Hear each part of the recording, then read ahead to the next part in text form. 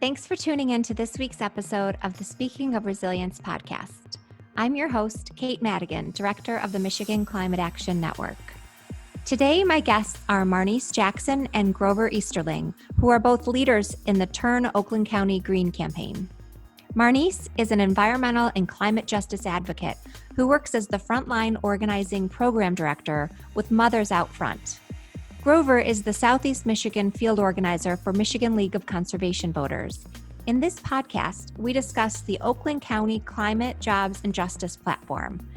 As environmental issues become more and more salient to voters, advances on protecting and ensuring access to natural resources will be determinant factors when it comes to these elections. And so with that being said, we're hoping that lawmakers in other counties, states see how critical these issues are. And for those who don't see how critical they are, they'll at least see them as being important for winning elections. If we make it so that they understand that they will not be winning elections if they don't actually make policy that addresses climate change, that addresses clean water, that addresses a lack of infrastructure, that they will not win, then we can make some real change.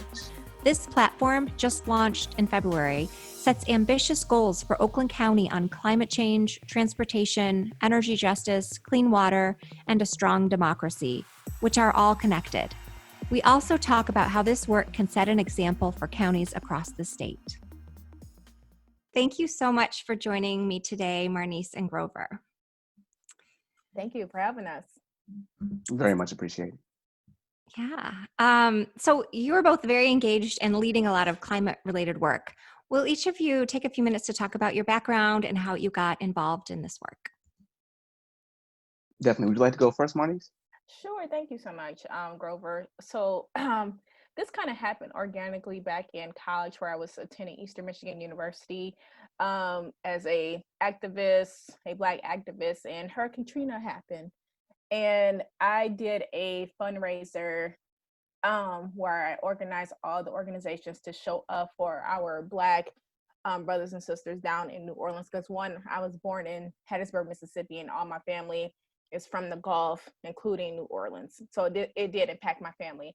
However, some years later, after I graduated in 2006, I got more involved in the EJ movement because I have experienced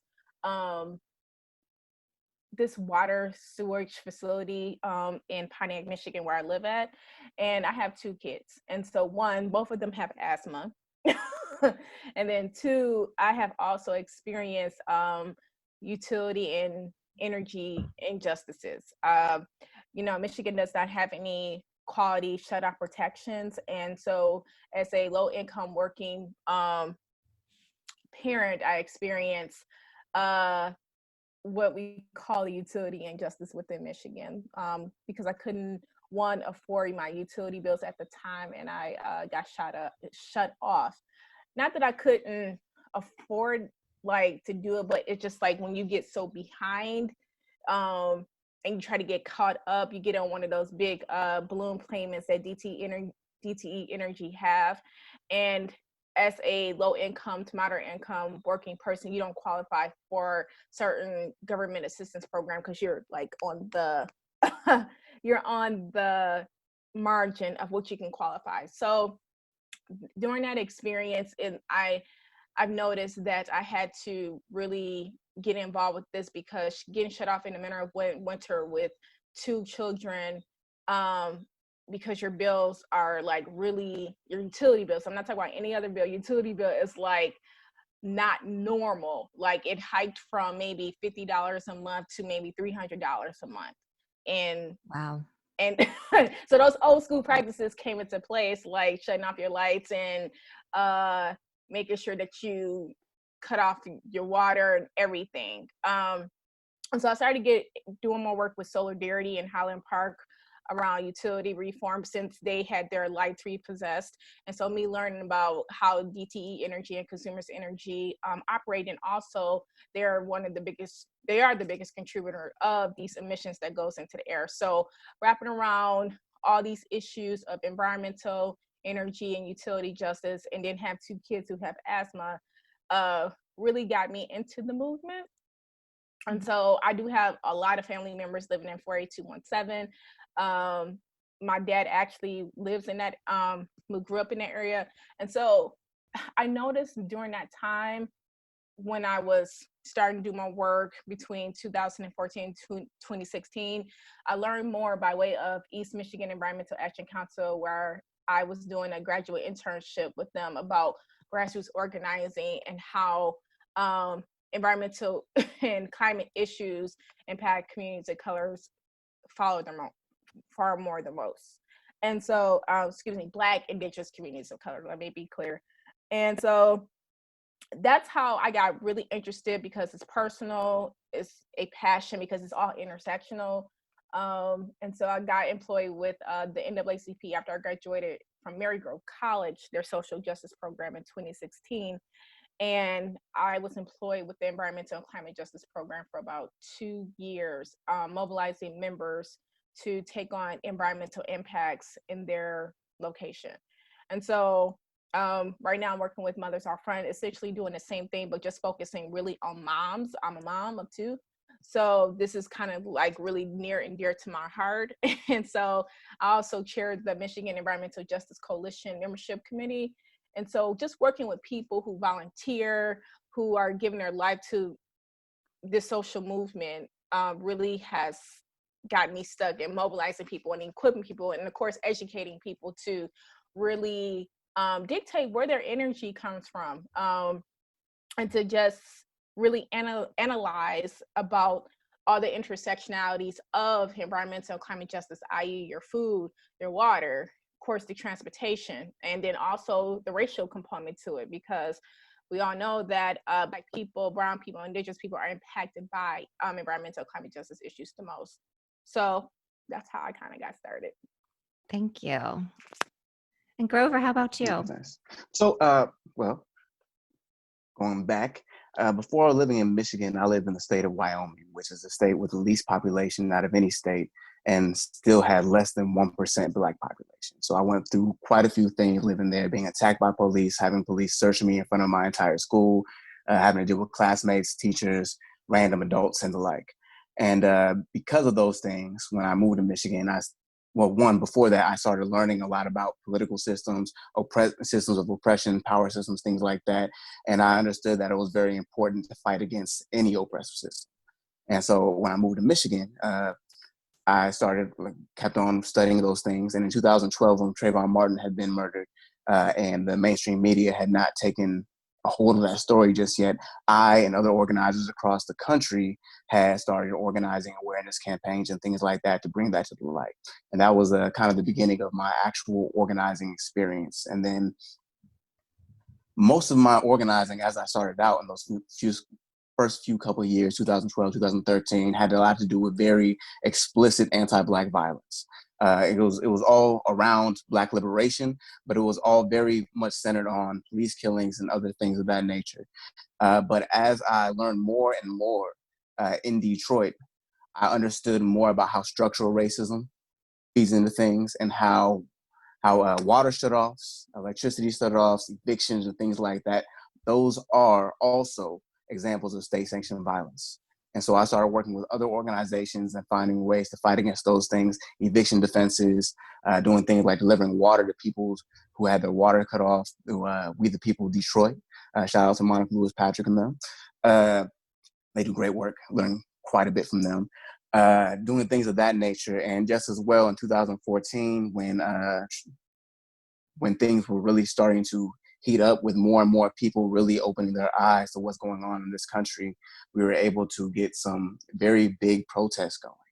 And with that being said, we went ahead and we realized that, hey, there are already quite a few organizations in the city. Instead of just making more organizations, we should go ahead and work together and find ways for us to create coalition. And so we had actually founded what we call Coalition for Black Struggle. So we tried to connect urban farmers with urban farmers, people who were working against police brutality with other people working against police brutality, and the like, and continuing from there. And we were able to get quite a few events going with that. Over time, I was also a board member of Black Lives Matter Detroit. I did quite a few different things as far as organizing goes, but just as well, I was getting my political science degree at Wayne State and working in politics in some ways. So in 2016-17, I was actually working as a legislative assistant in Detroit City Council, learned quite a bit there. And moving forward from there with all that work that I had done, learning about how water shutoffs and access to water that was not clean and things of that nature really informed what I saw as Black liberation work. And that led me to working with Michigan LCB and doing this coalition work here in Oakland County as well. That's so great. So you both touched on, well, both of you have such a rich background and have done so much work. And you both talked about this intersection of economic justice and racial justice and environmental justice, energy justice, which really leads into the work that you're doing in Oakland County. So can you tell me about the Oakland County Climate Campaign, who the groups are involved in this, and how you got started with it? How about you start, Marnese? Well, so I came into the process a little bit like after it got started, but I know it started with union participation, the Sierra Club, Blue Green Alliance, Southeast Michigan Jobs for Justice, and other like-minded organizations. And so there's 5 pillars within the platform. Climate, environmental justice, energy and transportation, clean water, and of course, democratic access, because in order for us to have an inclusive, true anti-Blackness, true working across communities of color, you have to have democratic access. And so these are like the 5 pillars that we have been working on.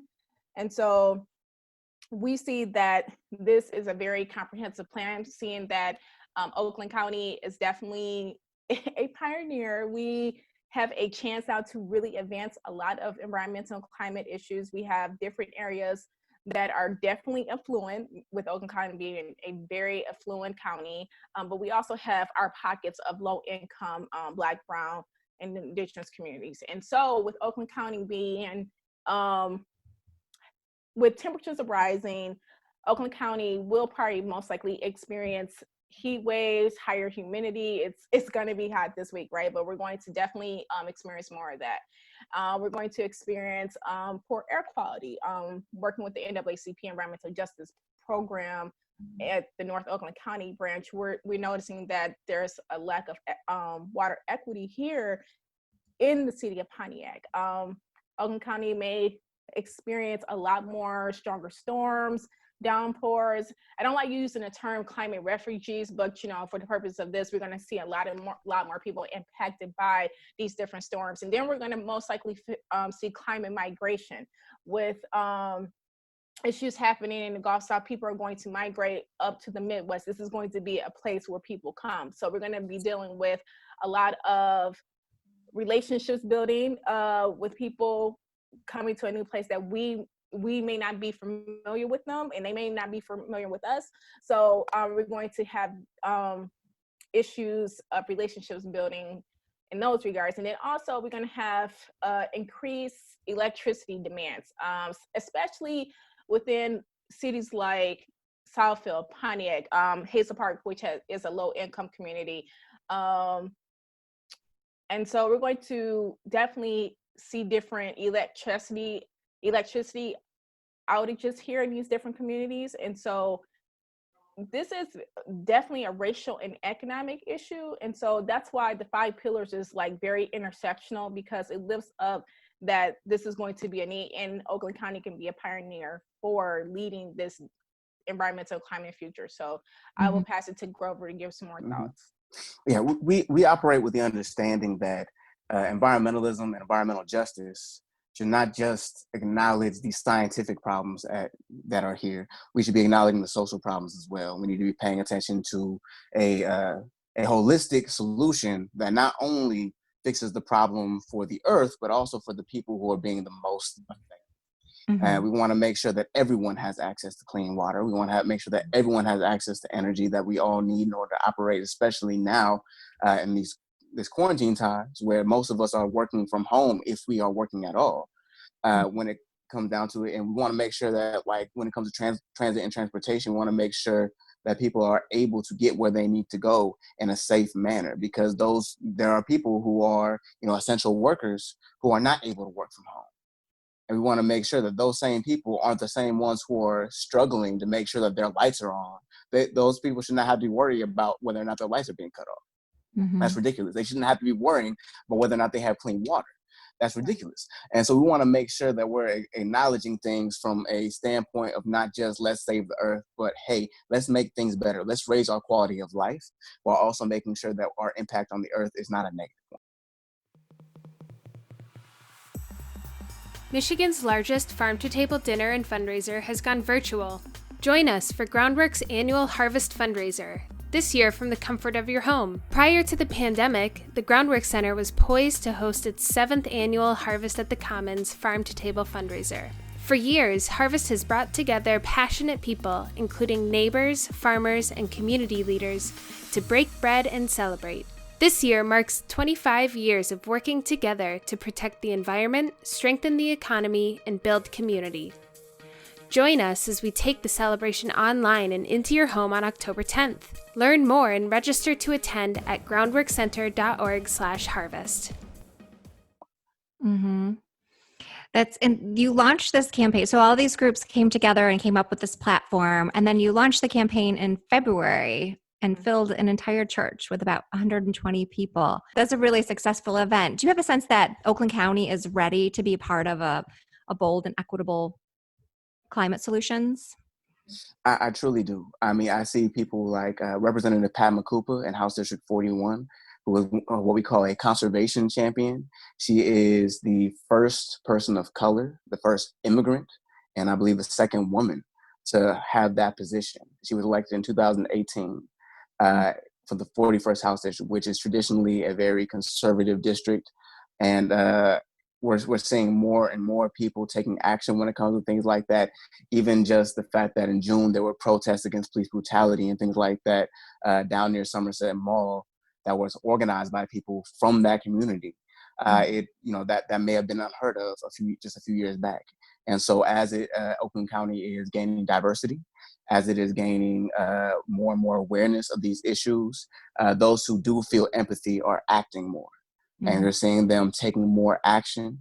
And with that being said, we're going to see a whole lot more happening. And as you know, there's been quite a big shift in leadership in the Oakland County Commissioners Board as far as the executive position goes. And we see a great opportunity there to actually make things happen without being blocked by those who previously had been blocking quite a bit of progress. Yeah. Can you talk more about those, the leadership positions and how there might be more support in Oakland County now? Well, as you know, L. Brooks Patterson for quite a while had stood in the way of many different kinds of progress. When it comes to transit, when it comes to racial equity, when it comes to environmentalism, there was quite a few problems. But now with Coulter as being the executive currently, he's running for re-election, but he's an interim executive. He actually met with us. He was the first commissioner to meet with us. And that was in March. That was actually the last in-person meeting that I had. And he's shown support for the platform. And we've been seeing even just and I'll speak a little bit more to this later, but even in just the proposed budget that's recently been released, a prioritization of environmental factors. Did you want to add on to that at all, Mark? Yeah, I actually wanted to add on a broader federal level, how our Representative Congresswoman Brenda Lawrence has sponsored a bill with 80 other Congress people and other congressional leaders to fund water, food, a part of the COVID-19 stimulus package. And she is really being a leader and pioneer around green stimulus. So I wanted to definitely lift that up, that this is just not, just on a local, this is also our representative actually doing her job around environmentalism, economic labor. And so I just wanted to bring that into the loop. So. Yeah. And I also wanted to lift up that, you put together this platform that brought together all of these intersection of different issues before COVID-19. And now we're seeing all of this, the talk about, with the economic recession and with all of the issues that COVID-19 has raised, that we're seeing that we really need to be working on all of these issues together if we're going to recover from the recession in a way that really builds the kind of society that we want to have. And so I actually wanted to ask you about about, the current proposals in the economic stimulus. And if you think the proposals in your platforms in Oakland County can help create good paying jobs in Oakland County while also solving the climate crisis.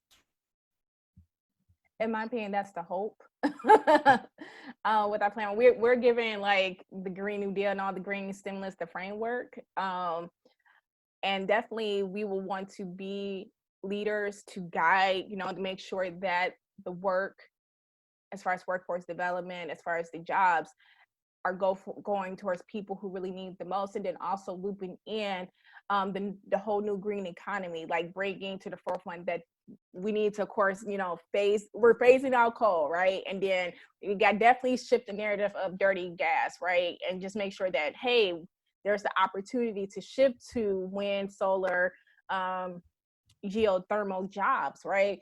But for our platform, we are the guidepost for to guide, our county to make sure that these jobs are for low income and communities of color, or just make sure that they're making a shift to make sure that they're centering these different positions, and then providing workforce development and seeing that youth or high school students, these are different jobs outside of like getting a college degree. These are essentially some trade jobs that they can learn in high school. So it's kind of shifting the narrative that don't get me wrong, I do want kids to consider college, but sometimes that's the whole economic piece of like college may get you into debt that you may not really want to get into, right?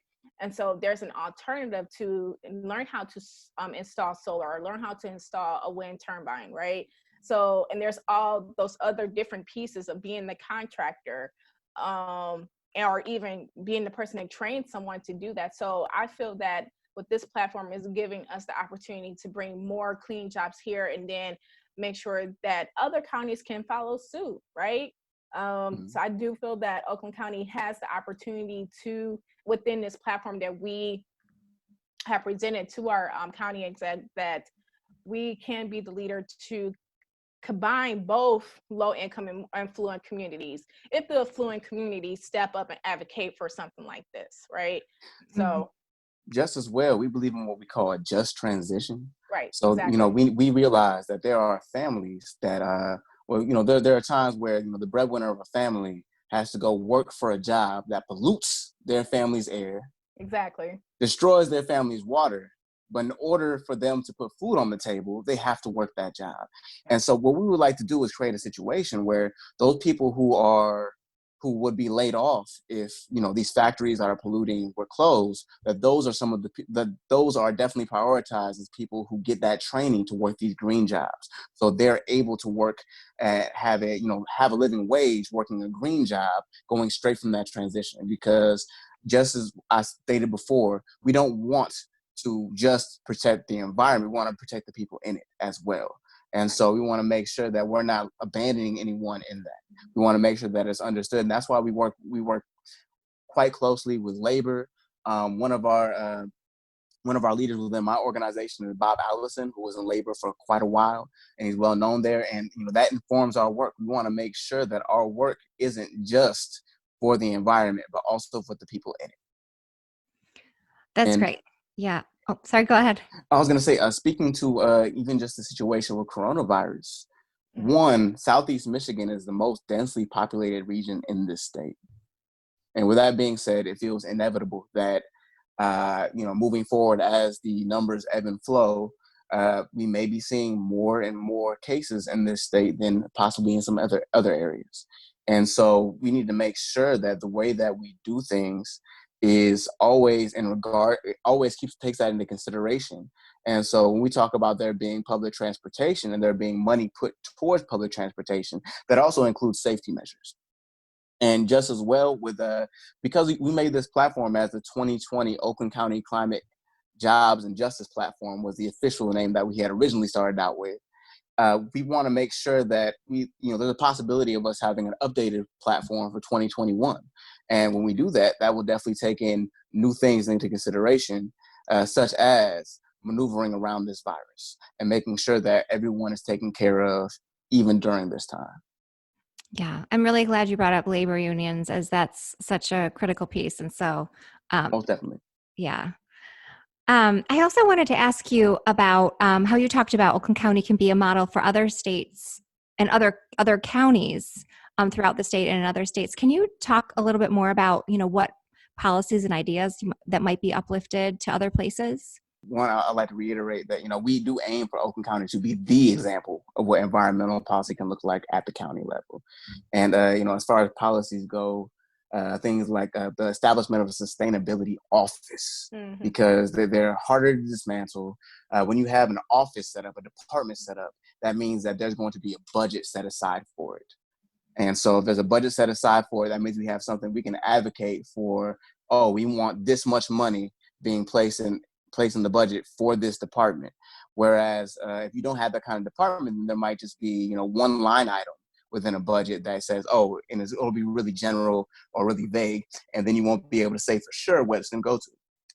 But if you have the department, then that department is going to have their own budget, and you'll be able to see it'll be spelled out how much money is going to each thing. We want there to be affordability plans for various resources. There needs to be affordability plans for electricity, there needs to be affordability plans for water and things of that nature. And just as well, we want to make sure that people are replacing infrastructure. We want to ensure that people have safe living conditions, whether that means their house not falling apart, whether it means they're not being lead piping or lead paint, and things of that nature. And we also think that public transportation, no matter where you are, is something that people should be able to rely on. When it comes down to it, people pay taxes for a reason, and that should be going towards things that serve us all, not corporations. It should be going towards things that serve us all and give resources to those in the community. And so, when it comes down to it, you have some people that might think that because someone is unemployed, that means that they're lazy. But in all reality, a lot of people who are unemployed do not have a car. And if they don't have a car and you don't have a viable public transportation situation, then that person doesn't have a way to get to a would-be job. I have friends who have had to walk from, they have to take the bus and then get off and then walk to a completely different bus stop miles away and then take another bus. And that doesn't make sense. If we had public transportation, a lot of people that want to work would be able to go to work. And if we had living wages, then those people would be able to do a whole lot more than what they got from that work. Yeah, and to add to that, making sure that we create a comprehensive plan that link Woodward Avenue to each nearby community by way of using bikes, electric buses, and of course the walkability infrastructure, as he was speaking of the infrastructure.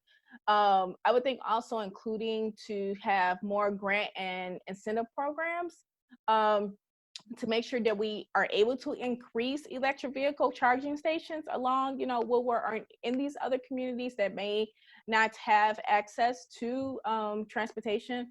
But I would also think we should put a moratorium on widening the roads until we have some type of long-term maintenance funding, right? It's kind of like we're so quick to widen the roads, but however, we just forget about like the transportation piece. Do people have actually access to drive? So having a bigger plate does not matter if you don't have more food. Right. And just expand just a little bit real quick on the whole it being an example thing is that as environmental issues become more and more salient to voters, stances on protecting and ensuring access to natural resources will be determinant factors when it comes to these elections. And so with that being said, we're hoping that lawmakers in other counties, states see how critical these issues are.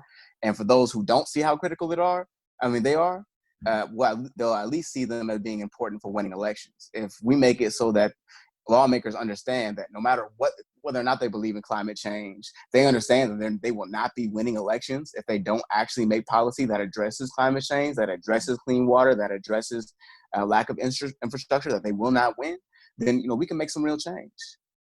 Oh, I love that. We need to put a pin in that soundbite right there. That was awesome. And the transportation piece that you were both just talking about, I'm looking at the platform right now, and Oakland County will work to expand and fully fund public transportation, bike trails, and other low carbon shared use mobility with the goal of providing everyone in the county access to sustainable mobility options. I think that's really powerful. And I also want to lift up from the platform that we've been talking about, that there is an overall goal to commit to net zero greenhouse gas emissions for Oakland County from county facilities by 2030, and then from all sources by 2050, which is really, lines up with what the science says we have to be doing. Well, I want to be clear, we're going to make sure that there are clean sources, okay? Because it's like there's these different false narratives out here about dirty gas and nuclear. So we have to be clear and explicit of what we're talking about. Well, I think I thought it was a really good point for our listeners to understand that when you talk about net zero greenhouse gas emissions, it also depends on how you reach that. That if you're, just allowing, new dirty facilities to be built in already impacted areas, that if you're still allowing that, then you're not really protecting those communities. Exactly. So when it comes down to it, we do want to make sure that these things, these solutions aren't just solutions in name, that, they're not just words, it's in practice as well. We don't want to put Band-Aids over open wounds. Right. We want to make sure that we're actually having comprehensive solutions to these things. And with that being said, we also, our main platform, our main campaign is a campaign of mostly 501c3 organizations and individuals. But outside of that, my organization, MLCV, has separate entities that does do work with campaigns. And so we also do work with accountability. And so trying to make sure that making sure that the people who claim that they're going to be working on environmental policy, we make sure that those people, when they don't work on environmental policy, that their constituents know it. We make sure that the people who voted for them understand that, okay, these things were just in name and just in writing, but not actually taken action on. And so we're able to have that kind of accountability measure that pushes for people to make sure that they do what they say they want to do. And we actually have a program or a campaign that's running alongside the Oakland County Climate Campaign, but separate from, in order to ensure that the commissioners who we have in office after November are ones who will be receptive to this platform. Great. And I understand that you have some early victories, pretty big early victories in partnership with the County Commission and the executive. Can you talk a little bit about the progress being made and some of the new things in the county's proposed budget that look promising? Well, I actually went ahead and opened up the budget before this meeting, so I'll be able to reference some things directly. Well, one thing that's very important to me is that they have actually, I believe in the last budget before this one, it was barely mentioned or maybe not even mentioned at all. But now it is actually one of the first sections that is mentioned is fiscal discipline, healthcare, the environment, and a few other things. And as far as victories go, the executive has basically stated that he supports the establishment of at least the position of a sustainability officer. We understand that in these quarantine times, there's less revenue in the county. And with that being said, the establishment of a department costs more, but we're still pushing for the establishment of a department. And the first line item, or the first thing that's brought up is environment. And we have things saying, let me go ahead and take a look right here. We have he says the threat of overheating climate has real consequences for our lakes and rivers, infrastructure, agriculture, and public health. And he speaks that the most important thing to him is having an actionable plan with evaluation tools and measurements to accompany our goal. And so we have they see us as somebody who they can be informed by in some ways. And they also said that they look forward to working with the board to conduct a comprehensive energy audit. And they want to develop a plan to achieve net zero greenhouse gas emissions by 2030, which is something that's in our platform. So our platform is informing as well as other climate activists. We can't take all the credit, but when it comes down to it, it has to do with the masses. If we have enough people moving lock and step to make things happen and pushing to show that these issues are critical, then we're able to get things done. And so we don't need every single person to be part of our platform per se.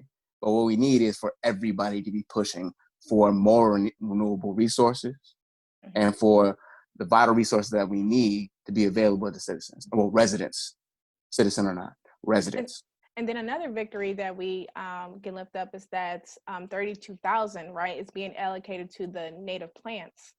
So I feel that's a victory. And then that we're definitely pushing to have democratic access across the county to make sure that they pay for postage for mailing in your November ballot. So, I mean, the fact that they're lifting up the intersectionalities of getting out the vote so we can advance these issues will, of course, dictate, who's going to get in office from all different, levels. So I think that's a victory. And we've already met with quite a few of the commissioners, Executive Commissioner of Culture, Commissioner McGillivray, Woodward, Tobbs, and we've begun discussions with others. And so we've also actually had a little bit of support from some commissioners from other counties. And so we'll see what expanding this looks like into other counties, because we want to continue building from here. And we don't want this to just be a one project. We want this to be a continuous movement, and we want there to be a shift in the way that people see these issues. Great.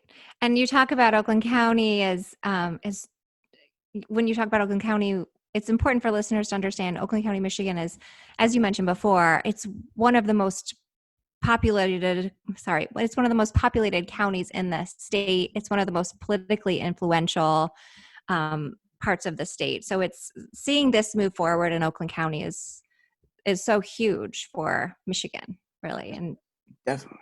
Oh yeah. Definitely. And with there being a research university, a community college, and then such a great presence of unions, there's an opportunity to work with many different organizations, many different establishments to make this happen. So we don't see this as something that is just for just something to say, oh, our particular organizations have got done. We see this as something that we can keep on building with people on as a coalition. As I said before, it can't just take a few of us. It needs all of us to take part in this work. Mm-hmm. So how can people get involved and support this work? What are the best ways to engage right now?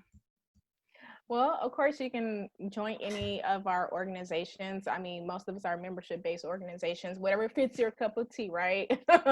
And so I would definitely send that invitation out to anyone. But then also, of course, reaching out to any one of the organizers. We host weekly monthly webinars on a different topic within the campaign. And so I would say definitely engage with us on Facebook, social media. We do have a website now, right? Yes, we surely do. That is it's turnoaklandcountygreen.com. Great. So you can see the platform there, and you can find out about the webinars and other events. You sure can. You can definitely email me, Grover, at michiganlcv.org. And you can also join our lobbying teams. We aim to lobby all the commissioners that are in place to make sure they understand the importance of this platform. They understand the importance of each and every one of these policies that we are pushing. I can offer my information, Marnese Jackson at yahoo.com. And of course, you can get involved with your local NAACP branch. North Oakland County branch represents the northern part of Oakland County, but we are really focused on water quality, having a cancer-free society, and also making sure that people turn out to vote. That's the most important thing right now. And because it's all intersectional with every aspect of our life, on the local all the way to the federal. Great. Well, thank you so much for your time today and for the work that you're doing in Oakland County and all of the work that you're doing. Thank you for having us. Truly appreciate it. Thanks for tuning in to this week's episode of the Speaking of Resilience podcast. You can find more episodes of the Speaking of Resilience podcast on our website, groundworkcenter.org/podcast, and on all major podcast platforms. If you appreciate this content and want more of it, become a podcast supporter by donating at groundworkcenter.org/podcast, and we'll give you a shout out in our next episode. Stay up to date by subscribing to this podcast wherever you listen in, and don't forget to like, subscribe, and leave a review. This helps other listeners find the Speaking of Resilience podcast. Like us on Facebook, Instagram, and Twitter at Groundwork Center and at Michigan Climate Action Network. Speaking of Resilience is created by the Groundwork Center for Resilient Communities and the Michigan Climate Action Network.